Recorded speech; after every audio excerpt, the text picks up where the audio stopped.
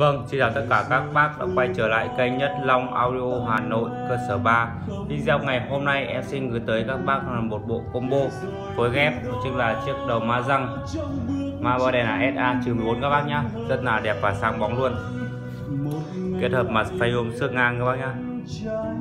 Ở trước đầu và một đôi loa Pioneer CX9A các bác nhá, rất là đẹp luôn.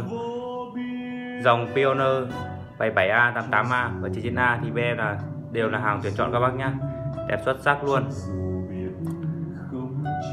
Và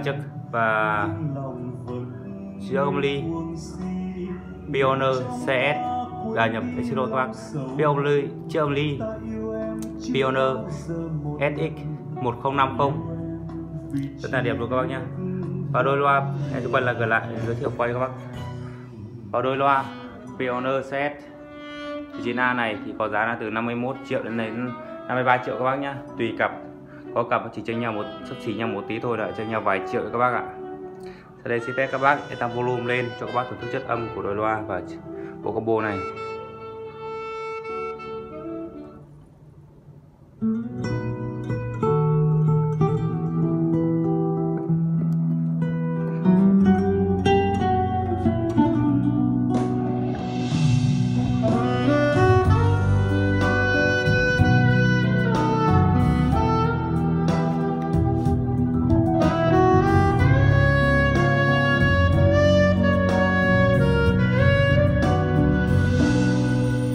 Không cần biết em là ai, không cần biết em từ đâu, không cần biết em ngày sau.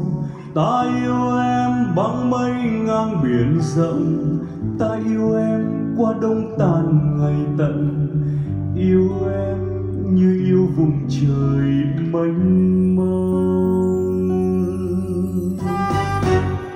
Không cần biết đêm dài sâu, không cần biết bao gầy hao, ta ngồi đếm tên thời gian, nghe thương yêu dâng cao như ngọn đồi, như xa xôi nay quay về gần gũi. Yêu em vì chỉ biết đó là em, để rồi từ đó ta yêu em không ngại ngần, để rồi từ đó trong bước chân nghe gần hơn.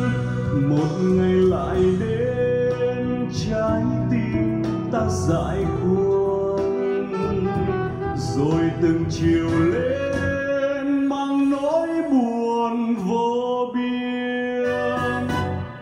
Cho dù biết em rồi đi, cho dù biết không chờ chi, nhưng lòng vẫn nghe cuồng si, nghe trong ta quên đi lòng sầu hận.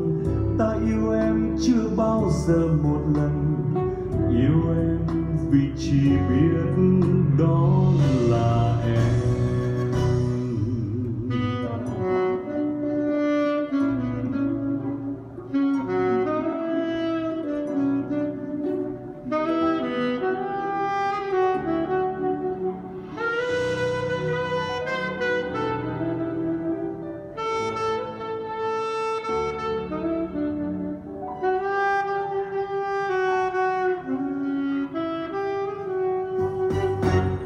Không cần biết đêm dài sâu, không cần biết bao gầy hao, ta ngồi đếm tên thời gian, nghe thương yêu dâng cao như ngọn đồi, như xa xôi nay quay về gần gũi.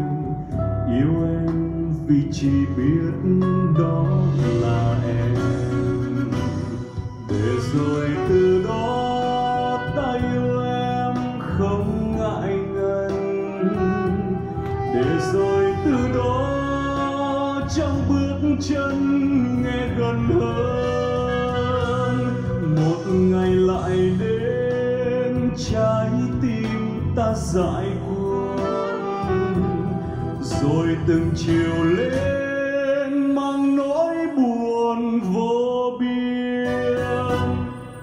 Cho dù biết em rồi đi, cho dù biết không chờ chi, nhưng lòng vẫn nghe buồn si, nghe trong ta quên đi lòng sầu hận. Ta yêu em chưa bao giờ một lần, yêu em vì chỉ biết đó là em. Nghe trong ta quên đi lòng sầu hận, ta yêu em chưa bao giờ một lần, yêu em vì chỉ biết đó.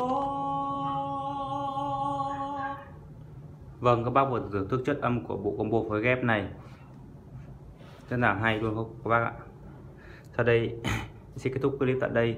Các bác nào quan tâm sản phẩm mà em thì liên hệ có hotline là 035 44 5 số 8 để em có thể hỗ trợ các bác, và các bác nào cần có thể qua địa chỉ là ngõ 14 Mễ Trì Hạ, số nhà 147, quận Nam Từ Liêm, Hà Nội để có thể đến xem trực tiếp cặp loa hai đài bộ combo này thì liên hệ có cho em